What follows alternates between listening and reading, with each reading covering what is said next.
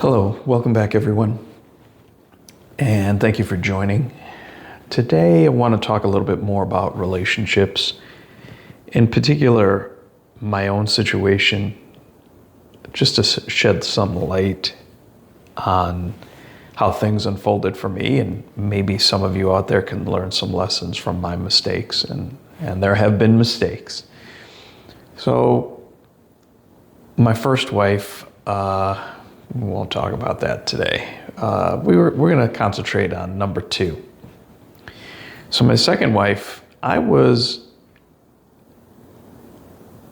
actually enjoying life quite a bit, seeing many women, and just traveling, having fun with friends, dating, and so on. Now this is right around the late 2000s, so 2007, 8, 9, somewhere in there. And I was working up north in a place that actually had more women than men in terms of population, skewed strongly towards female-dominated gender-wise.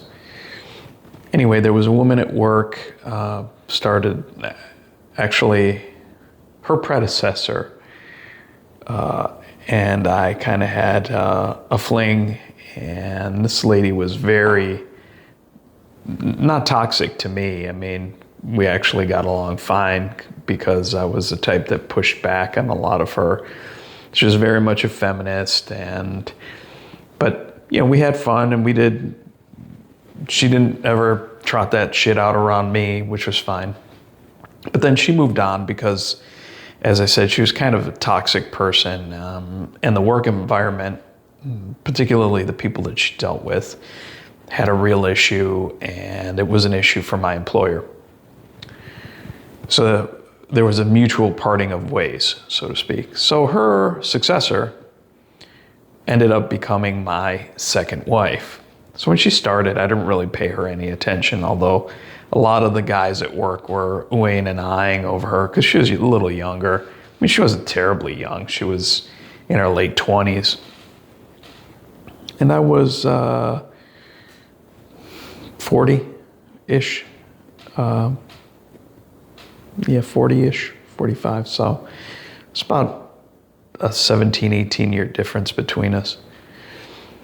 And she seemed to, I would say, I was civil to her, very nice. And some of my mates at work were like, why don't you, ask her to come out with us? Because we used to go out regularly after work. And by regularly, I mean just about every night. So I invited her along, and I don't know if she took that as a signal or what, but then I couldn't seem to quite get rid of her. Now, mind you, she was married. I was not. I was divorced at that point. And she couldn't get the hint that I was not interested in seeing a married woman. Well, she was pretty persistent, and I'm not going to say she jumped into my bed, but it was pretty close to that. And that should have been red flag number one, right? And I think very often people call that love bombing. I don't know if that's what it is or not, but she was pretty persistent. And she's kind of, her personality was, she was, she was nice. I mean, at least she was nice to me. And certainly the polar opposite of her predecessor in terms of dealing with the public and how she handled things at work. And so was very favorable that way. So we did work together, and I think there were some people who tried to make trouble, but in terms of having a relationship, not that we really had a relationship at that point, we were just kind of hanging out. And I didn't supervise her and she didn't supervise me, so that really wasn't an issue. And as I said, there wasn't really any relationship per se. So she proceeded to, she had a unique living situation. She and her husband, I think, met in college and kind of dated. And I think she messed around on him the whole time with different dudes, although I can't prove it. I didn't really know them then. But certainly she messed around on me. So usually people, they don't usually pick it up from scratch. So this guy was pretty sharp. He was an engineer and worked in the maritime industry. Very sharp individual. Nice, super nice guy. So she decides she's going to leave him and stuff, and move in with me, which I wasn't too keen on. But again, she was very persistent, and I was still talking to other women, which she found out at some point and threatened to claw my eyes out. There were a whole lot of episodes. There was a lot of me turning my phone off, telling her not to call me. And again, these are all red flags. This is what I guess you would call more red flags than a Communist Party parade. So she assured me she was different, somehow liked all the same music I liked, somehow was interested in the things I was interested in.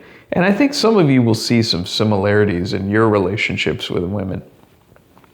Women have many women, this ability to become chameleons in terms of their traits, what they enjoy, and they take on the characteristics, the hobbies, the likes and wants of the person, the man they're mating with. And and that's basically where she was at. So she was pretty persistent, and I had friends who were like, well, yeah, you should go for it. You could do worse. So I started telling myself, well, yeah, I could do worse. Well, she had it on her mind that she was going to get remarried and have children, because she had, to that point, not had children. So you can see that she realized that the wall was coming for her and her ovaries. And so she had made a conscious decision, and I don't know why she and her first husband didn't have children. I don't know. She never expressed any of that to me. She really never talked much about him. I probably talked more about him than she did, and not in a bad way. As you could tell previously, I think he was actually a pretty nice guy. And what happened to him, he probably didn't deserve. And I hate myself for it, to be honest with you. But she decided she wanted to have kids. So, we started dating regularly. She left her husband. She came and lived with me, which is a big mistake, guys. Never let her move into your house. So at that point, I couldn't get rid of her. I mean, it was just, she was always there. So, and I mean, I'm not going to say we argued, but I'm a pretty patient person, and I let a lot of stuff go. And I'm sure most of you guys are like that out there, because as men, that's how we are. I mean, I think overall, if you're not like that, if you're constantly driven by your emotions, to me, you've taken on a feminine character. And this is the issue with a lot of these kids who are raised by single moms, particularly in certain communities. And they're definitely feminized, with wearing the long braids and, everything is emotional and disrespect. And, it's just nonsensical. It's like, a real man doesn't think that way. A real man is measured and kind of, lets stuff that's inconsequential really roll off his back, because it's in the end, at the end of the day, it doesn't matter. It doesn't put food on your table, and it's not going to take money out of your pocket. So we were living together. She said, well, a year will go by, and if nothing better comes up, we'll get married. So she had this made up, and as the months, I didn't take it seriously at first, because to be honest with you, meanwhile, she got divorced. In the process, she actually, paperwork went through. We were living in a state up north with no fault divorce, and it's not like here in the South, which it's crazy stupid how divorce is, at least in the state I live in now. So she started making plans for us to get married, and at the time, at first, I was really reluctant about it, but then I was like, well, it's kind of like having her around wasn't that bad. She kept saying, I'm not like other girls. I'm not like other girls. I'm sure gents, another red flag, and I'm sure you've heard that before. Kind of like these pick-me girls and so on. So we get married, and right away she's like, well, you're not getting any younger, which was true. We got to start trying to have a kid. And at the time, I wasn't averse to having children. I actually enjoy being a father very much. And I'm very lucky. I have a great son, and I thank God for him every day, multiple times a day. But, to that point, my first wife said she never wanted to have kids. She was a strident, and I mean strident feminist, and fell for all that shit, that third wave feminism stuff, and it was right up her alley. I mean, being a Gen Xer, we were positioned where we were exposed to a lot of the culture wars that came out of the 60s. So at any rate, so she decided that we were going to start trying to have a baby. So before you know it, I think it was just a little more than 10 months after getting married, she had the baby. So, and initially the thought was she was going to continue working. We would put the baby in a good daycare, and she would continue with her career being the good feminist that she is. Because I'll be honest with you, gents, the fact of the matter is, whether they tell you they're feminists or not, and whether overwhelmingly Western women, I'm not just going to say American women, because I have European relatives, and the women are just as strident in terms of being feminists as their American counterparts. So Western women are feminists. There's no other way around it, and that means female supremacists is all it means. And we live in a gynocentric world. They want to make the rules. They want to control everything, and it's because of their psychology and not being able to overpower men physically. They want to control everything. They figure if they can control these systems, these organizations, then they won't be in danger. I do think there's something to that. At any rate, so getting back to me, do it like women. Me. But there are lessons for all of you, and I'm sure in the comments, if people want to share their own personal experiences, I'm sure we'll find many similarities to what I am retelling at this moment. So have the baby. All of a sudden, baby's here. Well, I don't really want to go back to work. Let me stay home with the baby. You've got a good job. I can stay home with the baby. Okay. Then she decides, well, this isn't really a good place to raise a baby, because she has a small family, and I have a very large family, actually, not on my father's side, but on my mother's side. I have many cousins and aunts and uncles and second cousins, and this is very numerous. But on my dad's side, it's less so, but still more family than she has. And, this isn't a good place for the baby. Let's go to where your brother lives. Now, my brother lived in another part of the Northeast. And so I moved there. Now, I'm making, for the time, not a lot of money, but I wasn't hurting. I was probably getting close to six figures. I took an over 60% pay cut to go live where my brother was living, and the cost of living wasn't any cheaper there, by the way. It's not like went there and the cost of living's cheaper. Actually, many things were more expensive, including taxes. So I had some money that I had inherited from my deceased parents, and I had my 401k, which was that I had stewarded away. I had a pretty sizable amount of both. So probably all told about $250,000. No, I'm sorry.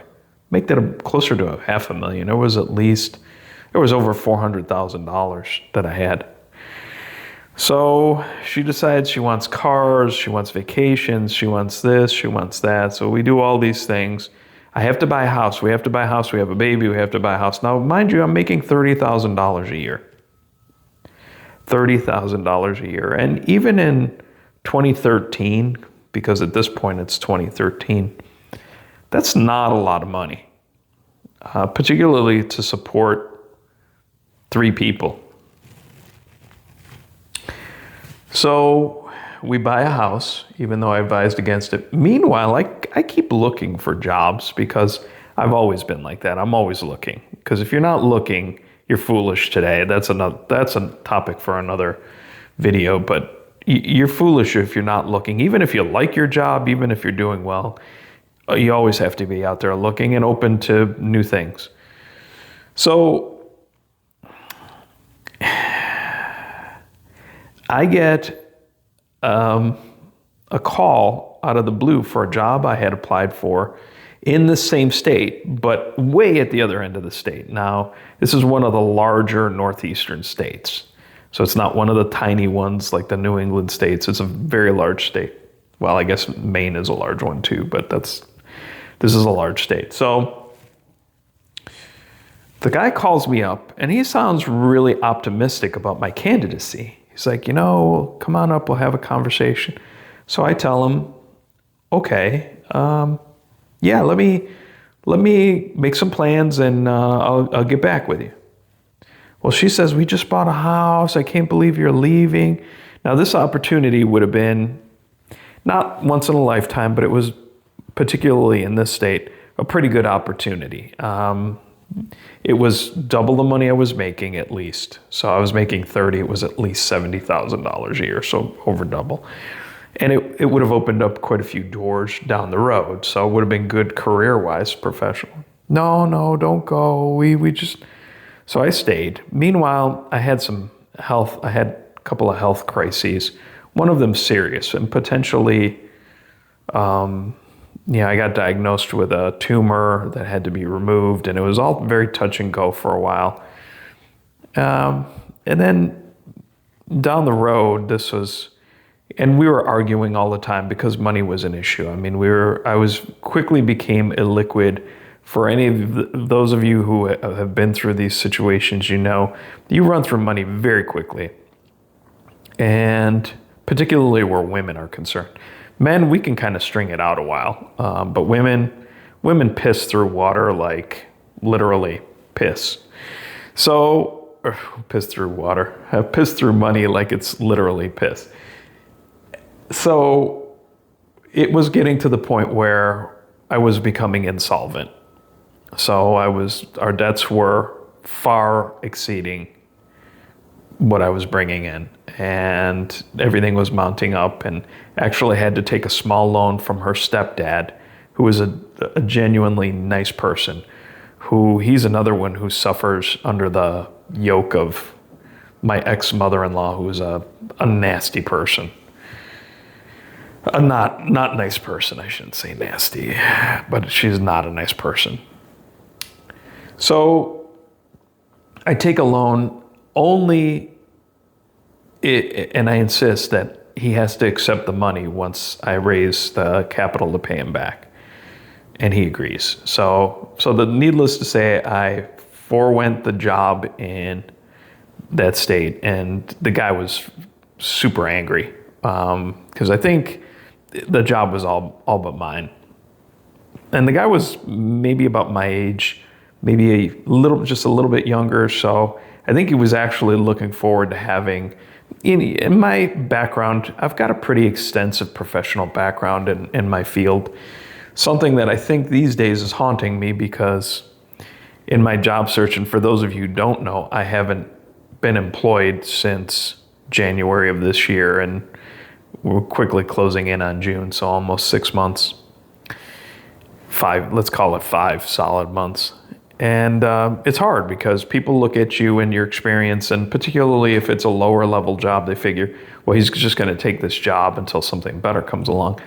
And at this point in my career, I'll be honest with you, I have no interest in that. I have no interest in, that time is come and gone. At this point, I just want to get a job, work a few more years, do everything the best I can, maybe save a little money, work as long as my health will allow me to, and then just retire because I'm not interested in the climbing. That's a younger man's game. That's like baseball or football, or I guess hockey is probably the exception. There are a lot of old guys that play hockey, but definitely football. That's a young man's game. I mean, you just, it takes a toll on you. So he was sore about it, which kind of stunk. But in the meanwhile, I'm continuing to look, and now that we've hit rock bottom, and we argued all the time, and it came out that she had wished that the tumor was malignant, but it was such that it was operable and so on, and everything worked out. But she told me that she wished that I would have died from the cancer. Real nice person. At this point, we stopped counting the red flags, and it's all red. So we moved back actually to New England because I did land a very solid job. So I went from making $30,000 where I was working to now making almost 90. So I tripled my income. And she still wasn't happy. I mean, I rented a condo, a really brand new loft condo. I think it was at the time. It doesn't seem like much today or a lot today, but I think at the time, which is 2015 now, $2,000 a month, which is not a small number. We're thinking about buying a house and so on there. Well, she kept getting messages from just odd hours. And so finally I look at her phone when she's in the shower, and sure enough, this guy is texting her. So I download all the text messages. And she swears nothing happened. I confront her. She swears nothing happened. And clearly it's a betrayal. And I was pretty angry about the whole thing. But because now our son is now just 3 years old, not quite 4 years old. So, the thought of bagging it and, at the time probably should have just called it quits. So I stuck it out. So, he was getting to be about 5 and clearly had to be in school, and she was still laying around the house, depressed. That's another thing, guys. The depression, she would not shower for 2 or 3 days, wear the same clothes, wear pajamas all the time. It was way beyond red flags. Everything had gone south. So I told her she had to get a job and she had to put our son in school. So we enrolled him in preschool. She started looking. Then, her background is in an historic field. And according to her, this is female logic, there were no jobs in New England for somebody in that profession. No jobs. I don't think there's really another as historic part of the country as New England, but that's another story. So it's not that I fell for her bullshit, but as you guys know who have been in long-term relationships or married, God forbid, married, you can't argue everything. You just can't you get tired, you get worn down. So I was like, okay, we'll move. So we moved from New England to the South. So I wanted to go to Florida, which had a lot more opportunities for my profession, and probably in terms of earning potential would have been the best choice. But she said, no, let's go somewhere halfway, maybe Virginia, which I don't want to live in Virginia. No disrespect for the folks in Virginia, but Virginia now has become a bifurcated state and is dominated by all the nonsense that goes on in DC. So that's and the part of Virginia that I like very much, actually, the western part, the Shenandoah Valley. There weren't really opportunities for me there, and so we moved to the South, to the Carolinas, and she has her choice of 3 jobs, 3 very good jobs. She picks the one, to my mind, was the lesser of all 3, but that's what she picked. So I moved down here, and I'm thinking I leave my $90,000 a year job, and I was actually slated to get a raise that year, and move down here and promptly go from $90,000 to $60,000 a year. So I take a 30% pay cut. I have to abandon yet another pension system, another retirement system. And here I am. I'm in the South, which I like very much. I'm a big fan of the South, but I was here a week and got a job. I was lucky enough to get a job because I guess I was still young enough where age wasn't an issue, and I started working. In the meanwhile, she starts working in a male-dominated environment, and lo and behold, has an affair with one of her coworkers who, her mom bought her a house so that she could move out of here and go play house with her new boyfriend. And, that's what she's been doing ever since. And I've heard that she's married. I don't know that she remarried or not, but all the while when we were together, I would say to her, your next husband will be much, much better. And she would say, I'm never getting married again. That'll never happen. If this doesn't work, I'm going to become a nun. Yeah. Guys, all I can tell you is if a woman is moving her lips, she's lying. At any rate, that is the long version of what happened to me and how disastrous it was, and how I raced through every red flag head on into a 200-foot cliff and crashed at the bottom. Meanwhile, just to give a real quick update, this part I promise will be quick. I have virtually no savings. I have virtually no retirement. I have no job.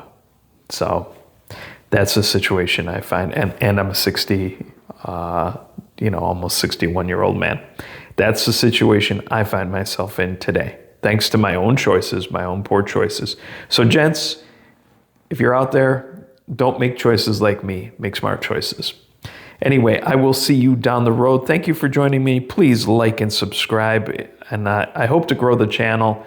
I'm getting some views out there on these videos, so it's encouraging. I mean, there's some people who are willing to listen to what I have to say. And honestly, I'm not doing this for financial remuneration. I mean, I'm not getting anything out of this, and I don't probably plan to.